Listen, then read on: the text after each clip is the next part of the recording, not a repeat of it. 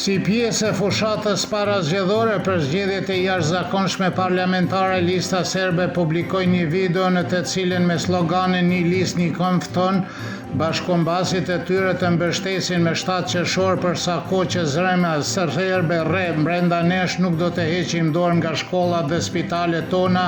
Është mesazhi në fillim të videos së bashku me pamjet nga materniteti dhe universiteti. Në video gjithashtu thuhet që serbët të mos i japin shtëpitë, arat, livadët, pagëzimet apo trëngjyshin serb. Ne nuk e shesim fen për darkë sepse jemi një zemër, një kom dhe një listë, thuhet në videon e regjistruar para monumentit të Princit Lazar në Mitrovicën e Veriut.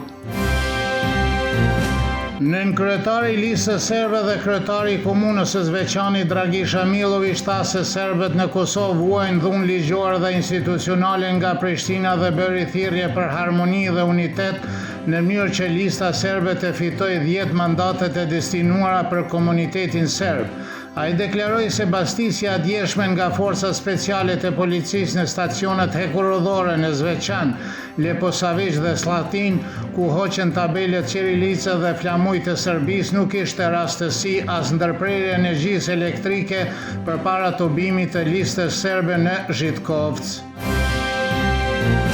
Protestat për mbështetjen e drejtorëve të arrestuar vazhduan edhe sot në institucionet shëndetësore dhe arsimore në komunën e Graçanicës. Punëtorët e qendrës shëndetësore në Graçanicë u mblodhen në orën 9, ndërsa protestën e mbajtë edhe punonësit e shkollës fillore Miladin Miti, shkollës teknike të trafikut dhe qendrës shëndetësore në Gushtericën e Poshtme. Tubimet mbështetje kanë filluar që nga 20 maj dhe do të vazhdojnë deri në levimin e tyre. Ju kujtojmë se me 21 maj gjykata themelore në Prishtinë u dha atyre dënimin me paraburgim deri në 30 ditë, ndërsa Kuvendi Komunal i Graçanicës kërkoi lirimin e tyre me anë të një deklarate.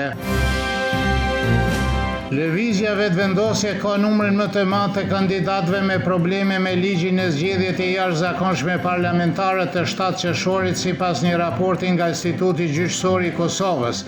Përfaqësuesi i institutit Gzim Shala tha se nga 902 kandidatë që certifikuar nga Komisioni Qendror Zgjedhor, 25 prej tyre janë të përfshirë në raste penale, raporton Ekonomia Online. Sipas tij, 15 kandidatë kanë aktakuza aktive, ndërsa 13 të tjerë kishin dënime penale në të kaluarën. Si shton ai, midis veprave penale dëmojnë ato që lidhen me korrupsionin dhe përdorimin e armëve. Drejtori i Institutit të Beogradit për Studime Europiane Slobodan Zečević tha se Bashkia Europiane ende nuk e ka një qendrim të unifikuar për ndryshimin e procesin e pranimit të kandidatëve, por se një vendim për këtë mund të pritet muajt e ardhshëm. Albert Prekaj, diplomati nga Prishtina, vlerësoi se integrimi i kushtëzuar me antarësim të garantuar do të ishte një veprim logjik nga Brukseli. Drejtoresha e Institutit të Shkupit për Politikë Europiane Simonida Kacarska theksoi se Unioni ka arritur angazhim për shkak të luftës në Ukrainë, por është vështirë të pritet një marrëveshje e shpejtë për ndryshime të mëdha.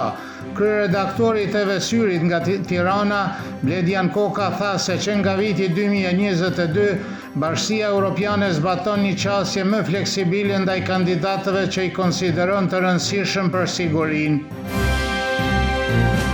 Nga sot deri me 31 maj, 4 karateistë të rinj nga veriu i Kosovës do të mbrojnë ngjyrat e Serbisë në kampionatin ballkanik të karates në Stamboll.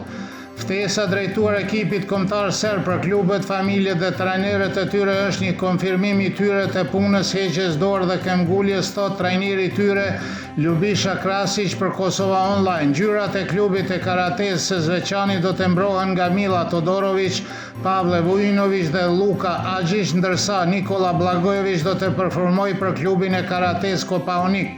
Në Stamboll ai do të përfaqësojë Serbinë, por edhe vendet e tyre Zveçanin dhe Leposavicin. Më shumë se 100 djemë dhe vajza nga 7 klubet e basketbollit nga Kosova u nisën këtë mëngjes për në Nish ku do të marrin pjesë në turneun final të kampionatit serb me ftesë të lidhjes së basketbollistëve të Serbisë dhe me mbështetjen e zyrës për Kosovë dhe Metohi. Presidenti i shoqatës së basketbollistëve të Kosovës dhe Metohisë Bojan Jakshi tha se do të jenë një përvojë e shkëlqyer për sportistët e ri, do të qëndrojnë në Nish për 2 ditë dhe do të ndjekin ndeshjet e klubeve të tyre të preferuar të Partizanit dhe Crvena Zvezdës.